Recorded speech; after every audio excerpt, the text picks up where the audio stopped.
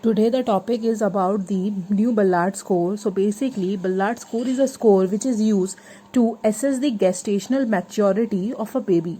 At the end of the examination, a total score is given which basically determine the gestational maturity, and this is basically judged on the basis of neuromuscular maturity and the physical maturity. In both of the states, we basically take few parameters on which basis we give the score and we judge the baby is grown up or having some problems. So this is the thing. The gestational age of a fetus or a newborn is basically assessed by three different methods. These are the mother menstrual history, the perinatal ultrasonography, or the postnatal maturation examinations. So here we're going to learn about the how we're going to check the gestational age of a fetus. So these are the following methods by which we can also differentiate the gestational ages. So these is all is of postnatal examination is a feto is basically judged on two parameters, that is the neuromuscular and the physical points of the fetus, that is the postnatal points. So the neuromuscularity basically tells about the normal growth of the baby's brain or the neonatal brain. So while the physical parameters tells us we can see them from the naked eye and we don't need any specific signs, but basically these signs tell us about the body tone and cut. This is the scientist who basically discovered the Ballard score, that is the Jean L. Ballard. She basically developed the Ballard score, which later on was modified into the new Ballard score, which was differentiated from the first and the first one or the original one on following parameters, which we'll going to discuss in the later in a slide. So the new Ballard scoring is basically given by the Jean L. Ballard. Now we're going to learn about the following parameters like the neuromuscular maturity. We take the posture, we take the square window, we take the recoil and the popliteal angle, the scarf sign and the heel to ear signs. So these are the following signs which we take in excess to judge the neuromuscular mortality. On that basis we give the particular score, like the these are the different signs on which these bases we give the particular score to every gestation and which compile to form a gestational age. So basically gestational age is equals to neuromuscular score plus the physical score. So here is a posture depicting. We give the -1 score if this posture is not present, 0 if a baby has a normal posture, 1 if it having a slight flexion, 2, 3 and 4 respectively, while the 4 one where his both hands are flexed and his both legs are flexed. So this basically judge on by placing a baby within 1 minute to 5 minutes on a table and we check the posture of the baby. Now the square window, basically the hand drop of the baby or the newborn basically tell us about the square window. If if a baby flex his arms and form a square window, then it is a score of perfect score of 4. If it is slightly form a triangle, then it's 3, then it's 2, and it forms a straight towards the line, then it's 1, 0, or it could be -1.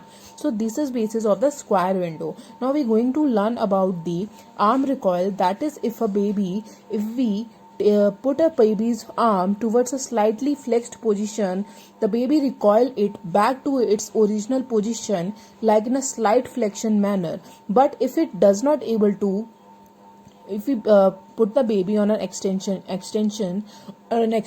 then the baby automatically recoil its position to an flexion side. So this kind of a position or arm recoiling is a third parameter. Now the popliteal angle, here we going to abduct the popliteal angle and we assess the angle.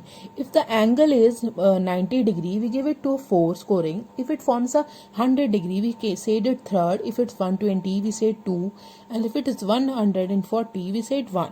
And if it less than 100 to 180 form, then it's summed as 0 to -1. So basically we check the popliteal angle. Now there is going to be a scarf sign, which is a very beautiful sign which depicts the baby. If a baby is born preterm, the scarf sign is going to be absent. That is, the baby doesn't form, does not going to. If we going to take the baby elbow and flexed it towards, then we find that it is going to crosses the midline of the baby. But if it doesn't crosses the midline, the score is given as 1 to -4. So this is the basis of the scarf sign. Now we're going to check the heel to ear presentation here.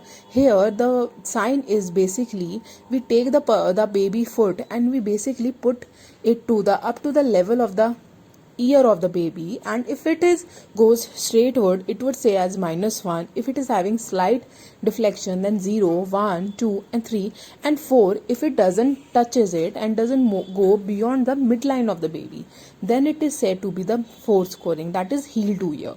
Now we're going to see the physical maturity, which we basically do with the basis of the skin, that is the type of the skin color, the lanugo, by the seeing the small hairs present on the body surfaces, the plantar surface. We basically see the wrinkles on the plantar side of the foot. We basically going to see the breast bud, and we see going to see the genitals of the baby, like the testes are ascended onto the scrotum or not, or the genital vulva is going to expose or not, and we're going to see the eye and the ear. So here is skin, which is showing if the skin is sticky we're going to get -1. If it is gelatinously red we're going to give it 0, 1 if it is smooth and pinkish, and if it is superficially peeling we're going to give it 2, and if it is going to having a crackling pale areas we're going to give it a 3, and 4 if it is having a parchment or a deep cracking sounds or a deep cracking, or is there is no vessels can be seen.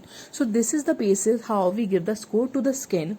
Now the lanuga, if a baby having a no hair then we say it to be none or -1. So if having some hair then 0, if having abundant of hair then 1, if it having thin small areas that is thinning, and if he's having some bald areas over his body then it is said to be 3, and if it's having his body mostly covered in hair then we're going to give it a term 4. So this is how we score the on physical maturity score we give on the basis of the lanugo or the body hair. Now the plantar surfaces, if it's having the heel to toe having 4 to 50 mm we're going to give it a -1, or it's having less than 14 mm we're going to give it a -2, and if it's having no crease we're going to see that it is a 0. If it is having some red marks or having some reddish coloration we're saying to be 1. If it is having some anterior transverse crease we're going to say it's 2. If it's having some crease which is more than 2 or 3 we say it's to be 3, and if it's having a perfectly formed creases we're going to give it a 4.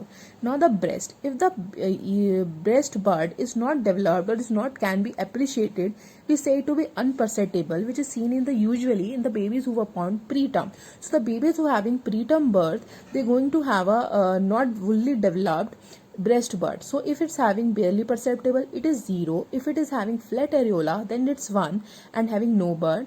While it is having the stippled areola then it is going to be 2, 3 with raised areola, and 4 if a full areola.